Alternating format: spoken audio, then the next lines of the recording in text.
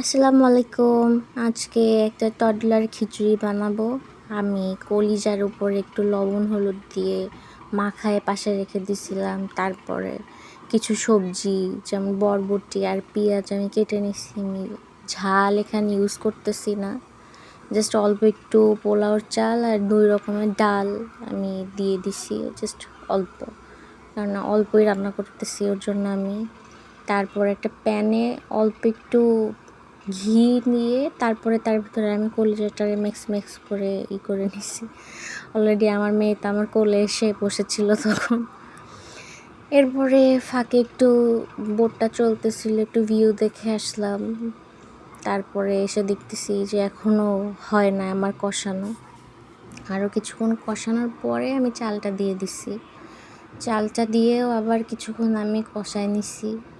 এরপর আমি এখানে পেঁয়াজ আর সেই কাটা বরবটিগুলো দিয়ে দিলাম। এখন কিছু ড্রাই ইনগ্রিডিয়েন্ট আমি ইউজ করতেছি। আমার কাছে পেস্ট ইউজ করলেও হবে, আমার কাছে এগুলাই ছিল ড্রাই ইনগ্রিডিয়েন্টস, এগুলাই দিয়ে দিছি আমি। আদা, রসুন, পেঁয়াজ, পাপরিকার গুঁড়া দিছি, যেহেতু আমি কোনো মরিচ দেই নাই। অল্প একটু লবণ দিয়ে আবার আমি একটু সুন্দর করে কষায় নিছি। তারপর এর ভিতরে আমি দিয়ে দিলাম একটু পানি। এটা দিয়েও আমি একটু ঢেকে দিলাম।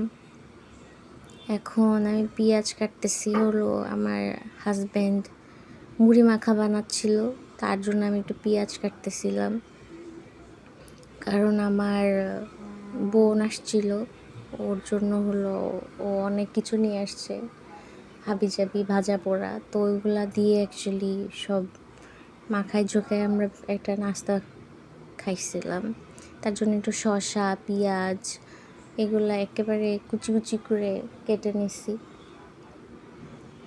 আর ও হলো ওই পাশে সব কিছু রেডি করতেছিল, সব কিছু মাখায় রেডি করতেছিল, মানে ভেঙে টুকরা করতেছিল। তার মধ্যে আমি আবার একটু চেষ্টা করতেছিলাম লেবুর শরবত খাওয়ার, জাস্ট লেবু আর পানি।